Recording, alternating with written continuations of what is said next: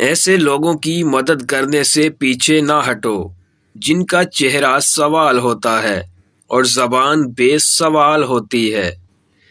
جن گھروں میں اللہ پاک کا ذکر ہوتا ہے، برکتیں، محبتیں اور راحتیں بھی انہی گھروں میں نظر آتی ہیں۔ کسی نامحرم انسان کی محبت میں تباہ ہو کر اللہ کریم سے شکوہ کبھی نہ کرو۔ جس رشتے کی اسلام کے اندر گنجائش ہی نہیں، اس میں برکت کیسے ہو سکتی ہے؟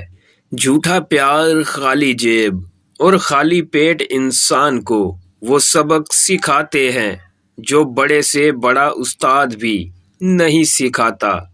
جیب میں پیسے موجود ہونے کے باوجود راستے سے گزرتے ہوئے اپنی من پسند شے نہ لینے والے کو کنجوس نہیں بلکہ باپ کہتے ہیں۔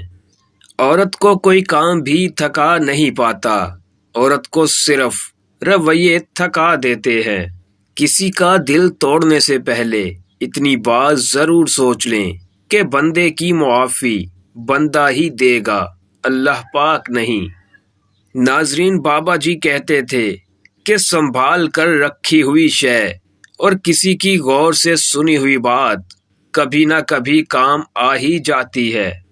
ہیرے جیسی قابلیت رکھتے ہو تو اندھیرے کے اندر چمکا کرو، روشنی میں تو کانچ بھی چمکا کرتا ہے۔ ضرورت سے زیادہ اچھا بننا بھی ضرورت سے زیادہ ذلیل کروا دیتا ہے۔ ناظرین، محل ہو یا جھونپڑی ہو، اپنا گھر بہت ہی پیارا ہوتا ہے۔ بچے ہمیشہ اپنے بڑوں سے سیکھتے ہیں، محبتیں بھی، عبادتیں بھی اور نفرتیں بھی۔ گناہ انسان کو دکھائی تو نہیں دیتے، پر ان کا وزن دماغ کو بوجھل کر دیتا ہے۔ غرور کو کبھی اپنے اندر داخل نہ کرنا، ورنہ سارا کیا دھرا مٹی میں مل جائے گا۔ نیک تو کوئی بھی نہیں آج کل، بس رب کی ذات عیب چھپانے والی ہے۔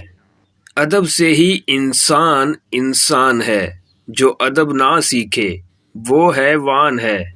دوسرے کی خامیوں کو چھوڑو، اپنے آگے بھی تو آئینہ رکھو۔ آپ کی عقل کا صدقہ یہ ہے کہ کسی جاہل شخص کی بات سن کر اس کو برداشت کیا جائے۔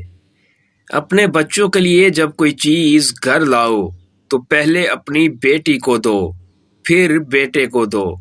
چہرہ دھونے سے قبل چہرے پر لیموں اور کھیرے کا رس ملا کر لگا لیا کرو، چہرے کی جھریاں غائب ہو جائیں گی۔